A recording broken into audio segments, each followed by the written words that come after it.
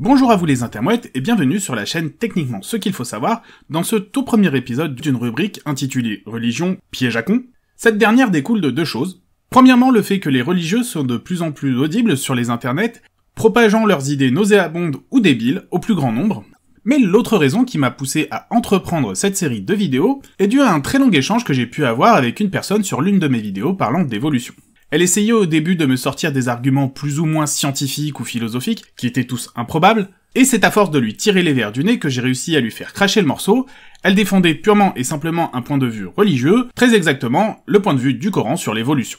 Alors le Coran est-il pour les ignorants? Je pense que oui, mais c'est le fait de toutes les religions. Car après tout, les religions se basent sur l'ignorance des croyants, sur les mensonges qu'elles ne cessent d'essayer de faire passer pour des vérités à ces derniers, mais également sur l'argument d'autorité et la supposée parfaite connaissance des personnes censées gérer le culte. Donc là, j'utilise ce que j'ai, c'est-à-dire quelqu'un qui me parle du Coran, mais en réalité, cet argument vaut aussi bien pour toutes les autres religions. Je vais vous faire un petit florilège des débilités qu'il a pu me sortir.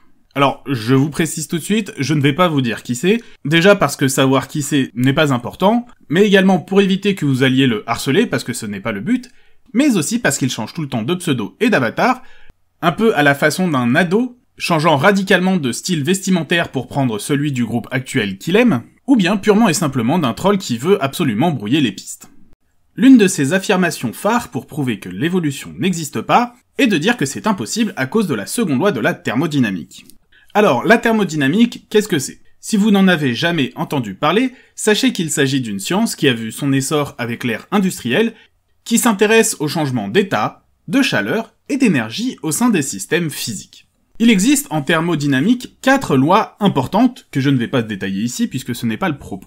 Il y a donc la première loi, la deuxième loi, la troisième loi et la quatrième loi.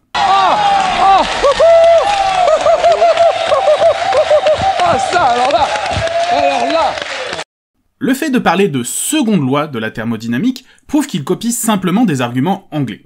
En effet, la deuxième loi de la thermodynamique s'appelle en anglais The Second Law of Thermodynamics. Mais en français, seconde a une signification bien différente.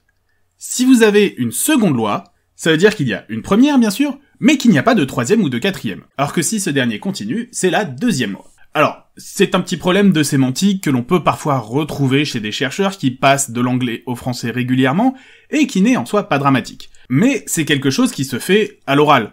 Généralement, quand on écrit, on fait attention, et quand on le voit, on se corrige.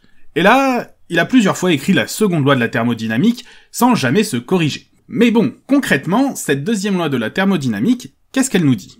Eh bien, cette deuxième loi, également appelée deuxième principe, établit l'irréversibilité de phénomènes physiques dans un système clos, et plus particulièrement les échanges thermiques. Concrètement, ce qu'elle nous dit, c'est que si vous avez un système fermé, c'est-à-dire isolé du reste du monde, contenant un bloc de métal chaud et un bloc de métal froid que vous mettez en contact, en laissant passer le temps, vous allez obtenir 2 blocs en métal tièdes. L'équilibre entre les deux une fois atteint, le système se stabilise et il ne se passe plus rien.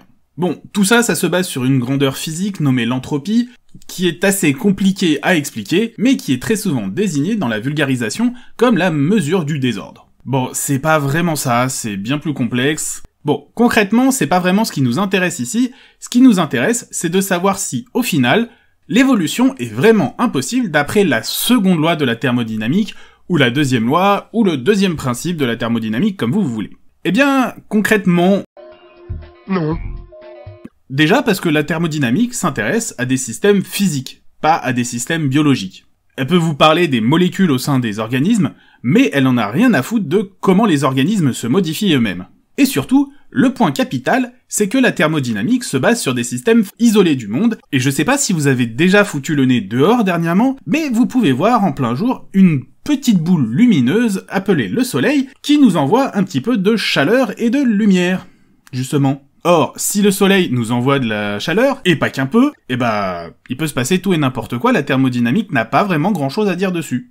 Techniquement, ce qu'il faut savoir, c'est que essayer de prouver que l'évolution n'existe pas avec la thermodynamique, c'est un très mauvais choix. C'est un peu comme vouloir enfoncer un clou dans un mur en tapant dessus avec un chamallow. Mais quoi qu'il en soit, essayer de prouver que l'évolution n'existe pas en faisant semblant d'utiliser la science, c'est ridicule, justement parce que l'évolution est prouvée possible par la science.